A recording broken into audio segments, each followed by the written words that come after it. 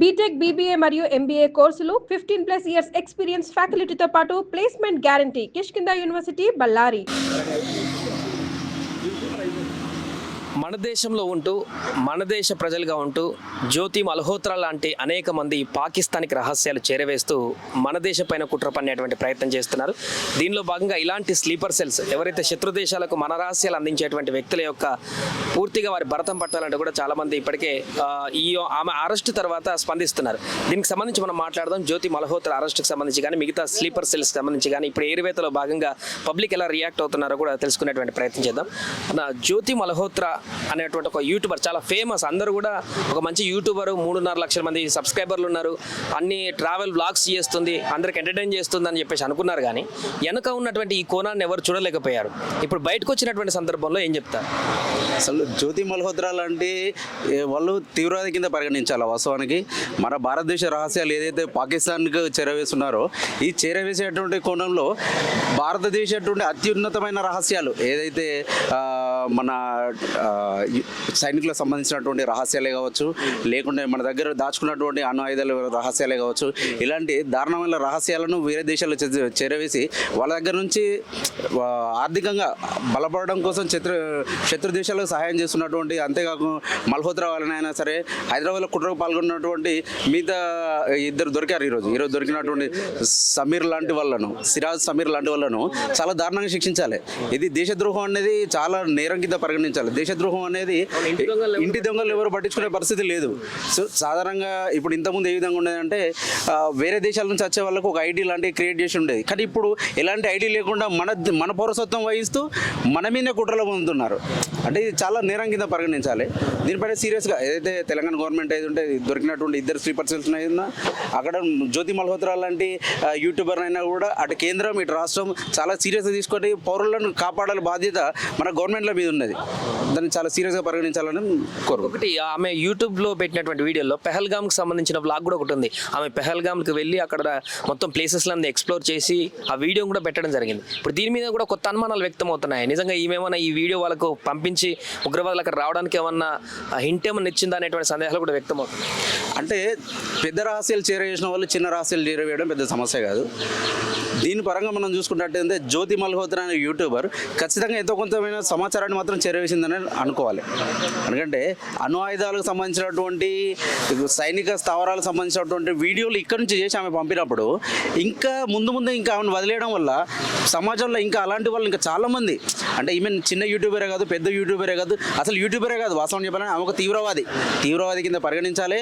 ఆమెను వెంటనే కఠినంగా శిక్షించాలి. అంతేకాకుండా ఇప్పుడు హైదరాబాద్లో మనం తీసుకున్నట్టు ఈరోజు దొరికినటువంటి వాళ్ళు ఉన్నారు కదా, సిరాజే కానీ సమీరే కానీ, వీళ్ళిద్దరిని కూడా వీళ్ళు ఇక్కడ నుంచి ఏ రహస్యాలు చేరవేశారు వేరే దేశానికి సంబంధించినటువంటి మన దేశం అంటే మన భారతదేశానికి సంబంధించినటువంటి మన హైదరాబాద్ సంబంధించినటువంటి మన తెలంగాణ రాష్ట్రానికి సంబంధించినటువంటి ఏదైనా ముఖ్య అంశాలైనా ముఖ్య సమాచారాన్ని చేరవేసినట్టు ఉంటే వెంటనే వాళ్ళ మీద సీరియస్ యాక్షన్ తీసుకోవాలి. పౌరులను కాపాడాల్సిన బాధ్యత మాత్రం గవర్నమెంట్ మీద ఉన్నది. ఖచ్చితంగా సీఎం రేవంత్ రెడ్డి గారు సీరియస్గా తీసుకోవాలి. గవర్నమెంట్ అయినా కాంగ్రెస్ హయాంలోనే చాలా ఇంతకుముందు కూడా చాలా మనం పేలుల్లో అన్నింటినీ మనం బాధపడ్డాం. తెలంగాణ గవర్నమెంట్ వచ్చిన తర్వాత మేము పెద్దగా చర్యలు తీసుకున్నారు. పెద్ద బ్లూ కోడ్ కానీ డిఫరెంట్ టీమ్స్ ఉంటుండే, ఇంతకుముందు యాక్షన్ తీసుకోవడం పోలీస్ యాక్షన్ ఉంటుండే. కానీ కాంగ్రెస్ గవర్నమెంట్ ఏర్పడిన తర్వాత మళ్ళీ కొత్తగా చూస్తున్నాం ఇది తెలంగాణలో ఇలాంటి స్లీపర్ సెల్స్ దొరకడం. దీనిపైన కూడా సీఎం రేవంత్ రెడ్డి గారైనా కూడా మన హోంమంత్రి గారైనా సీరియస్ యాక్షన్ తీసుకోవాలి. ఇలాంటి ఇంకెవరైనా ఉన్నప్పుడు వెంటనే యాక్షన్ తీసుకొని వాళ్ళని కట్టుదిట్టమైన చర్యలను ముందుగానే అరెస్ట్ చేయాలి. జ్యోతి మల్హోత్రా లాంటి యూట్యూబర్ల ముసుగులో స్లీపర్ సెల్గా మారడాన్ని ఎట్లా చూస్తారు? మనం ఇక్కడ ఫస్ట్ ఒక విషయాన్ని అర్థం చేసుకోవాలా. మన దేశంలో ఇప్పుడు ఏ దాడులు జరిగినా ఫస్ట్ అంటే వ్యక్తుల మీద నింద వేయడం కంటే కొన్ని మతాల మీద కానీ కొన్ని మతాలకు సంబంధించిన వ్యక్తుల మీద కానీ టార్గెట్గానే మాట్లాడతారు. ఫలానా దాడి జరిగిందంటే ఖచ్చితంగా ముస్లింలే సపోర్ట్ చేసిండ్రు, వీళ్ళ వల్లనే జరిగింది అనేది.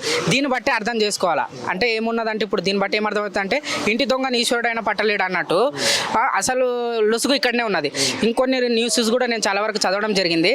చాలా వరకు ఇక్కడ వాళ్ళు కొంతమంది ముస్లింలాగా గెటప్స్ వేసుకొని ముస్లింలాగా తయారయ్యి కొన్ని దాడులు చేయడము, కొన్ని అంటే అసాంఘిక కార్యక్రమాలకు పాల్పడే విధంగా తయారు చేసి వాళ్ళ మీద నెట్టే ప్రయత్నాలు కూడా చేస్తున్నారని న్యూస్ కూడా రావడం జరిగింది. కాబట్టి ప్రభుత్వాలు ఏవైనా కానీ ఏదైనా దేశంలో సంఘటన జరిగినప్పుడు అవి మతాల మధ్యకి తీసుకొని రావద్దు. వాళ్ళు రాజకీయ ప్రయోజనం కోసం మతాల మధ్యలో తీసుకొని వచ్చి అనవసరంగా ఆర్మీ తన ప్రాణాలను కోల్పోయే విధంగా చేస్తున్నారు. ఇప్పుడు జ్యోతి మల్హోత్రా ఏమంటారు అలాంటి స్లీపర్ ఇప్పుడు జ్యోతి మల్హోత్రా అని మేము ఏం చెప్తున్నామంటే ఆమె ఒకటే కాదు, అట్లాంటి వ్యక్తులు అట్లాంటి పనులు ఎవరు చేసినా కానీ ఖచ్చితంగా కఠినమైన శిక్షలు చేయాలి.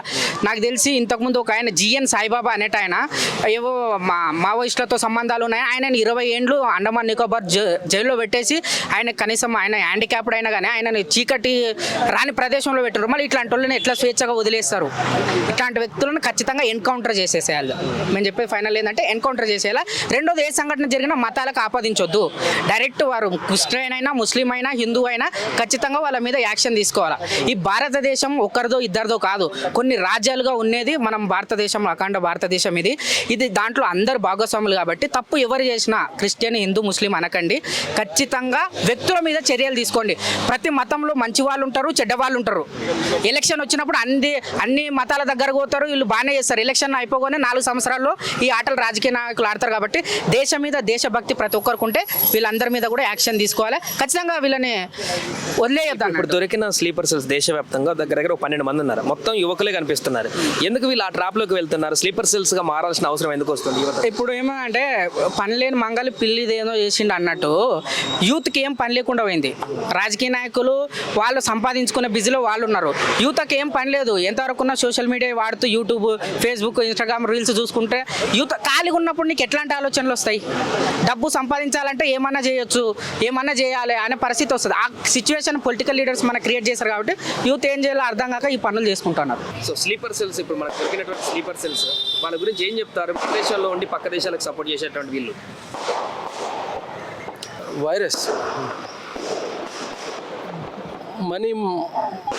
మనీ కోసం, డబ్బు కోసం, మనీ కోసం everything is depends on money is God.